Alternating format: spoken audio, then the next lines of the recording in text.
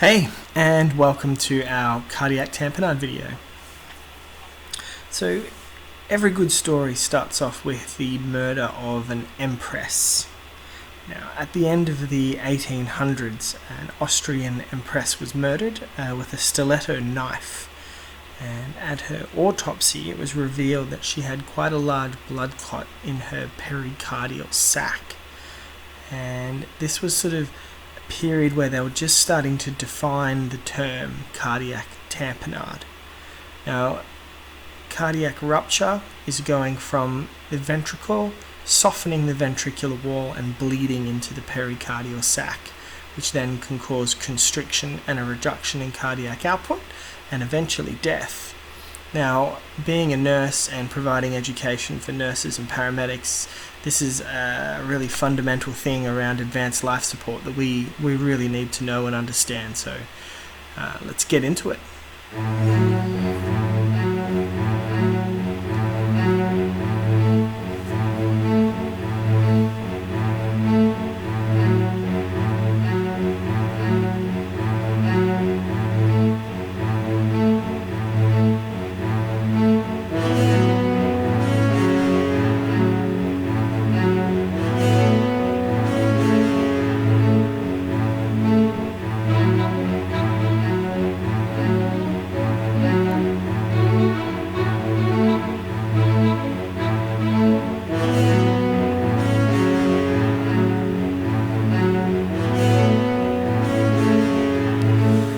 Okay, so fundamentally I've spent a lot of time in intensive care units, and a decrease in blood pressure and increase in heart rate are the really classical clinical signs of some kind of cardiac tamponade.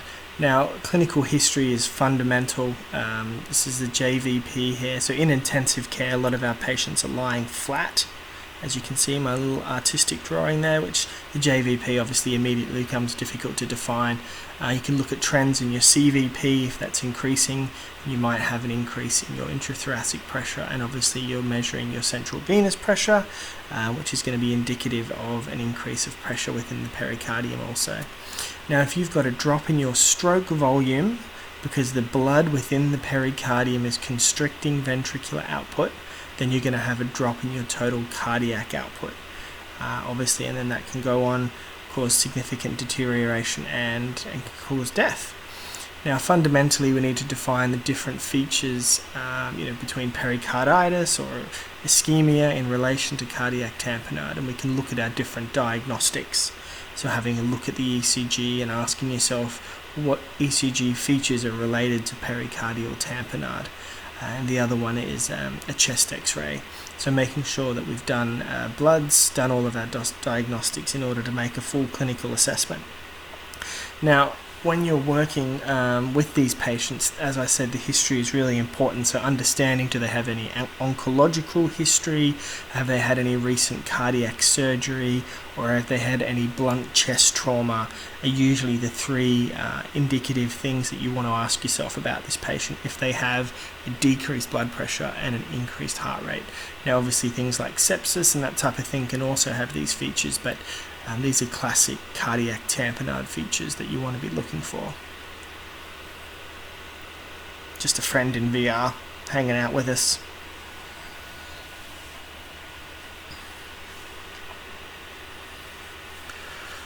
Alright, so we're just going to have a look at this 3D VR model just to get the understanding of why it is with pericardium fills around the heart here. From a venous perspective, if we have a look at the right atrium, which is over here, we've got the superior vena cava, which is coming down there.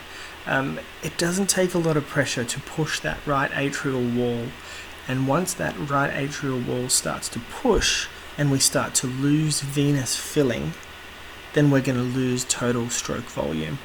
So if we're not able to fill the heart, then it's going to compensate and it's going to give us a faster heart rate. Okay, these are the classic signs, and there's your inferior vena cava there. So looking at the venous aspect from the right side of the heart is that we're going to impact filling.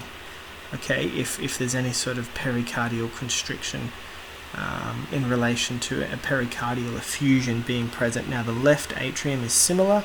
You got to think of these atriums as just being an appendage. So any pressure that pushes on that left atrium is going to impact left ventricular filling, and then left ventricular outflow tract in terms of getting a proper filling, proper volume, is going to contribute to our total cardiac output.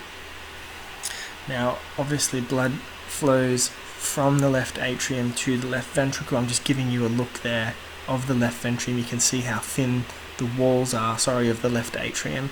They're extremely thin, so any pressure can impede that flow and then creates greater resistance. And you're going to see this with things like pulsus paradoxus.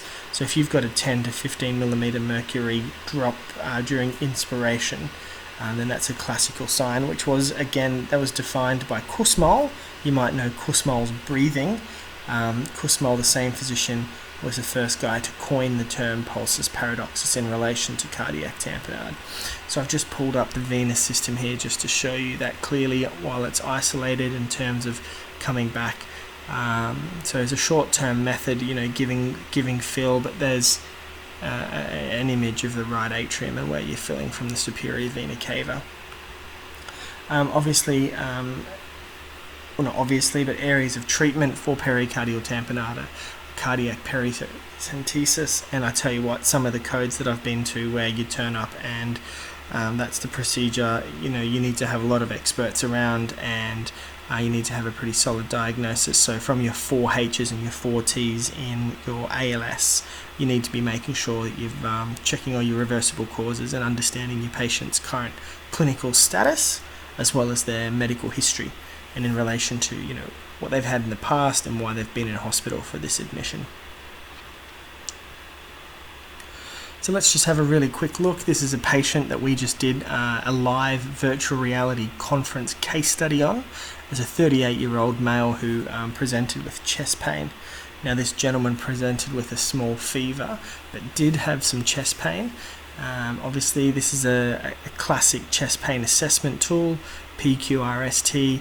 So chest pain, PE, it could be myocardial ischemia, pericarditis, it could be a broken rib, it could be musculoskeletal. It's very challenging working through a chest pain differential, but with a cardiac tamponade, this particular gentleman did have, we noticed that he did have some pain on specific movements, sometimes sitting forward, which made us think pericarditis. Here is just a systematic ECG analysis tool. A few people have their different tools that they use, but here's an example of a 12-lead ECG, and if you look at the bottom tracing there, you'll notice that you've got specific varying voltage in the QRS. This is called electrical alternans. So classic for pericardial tamponade, you've got the presence of a tachycardia, and you've also got the presence of electrical alternans. Now, chest x-ray, just like every other diagnostic, needs a systematic assessment, and in relation to a pericardial effusion, which can cause compression within the heart, you will notice that there's a very distinctive chest x-ray that you can get, and that chest x-ray usually is called a water bottle sign. You'll see that the heart, the right heart border is bulging a little bit there, but overall the heart looks like an old school water bottle. Now they do call that a globular heart appearance, but that's a classic sort of pericardial effusion, and you'll need to get a pretty quick ultrasound to understand if there's any compression. Anyway, our education is delivered through a virtual reality sort of based platform. Subscription, head over to www.bundleofrays.podia.com if you want to see any more videos like this. But if you got any questions, I hope you learned something today, and we shall see you around.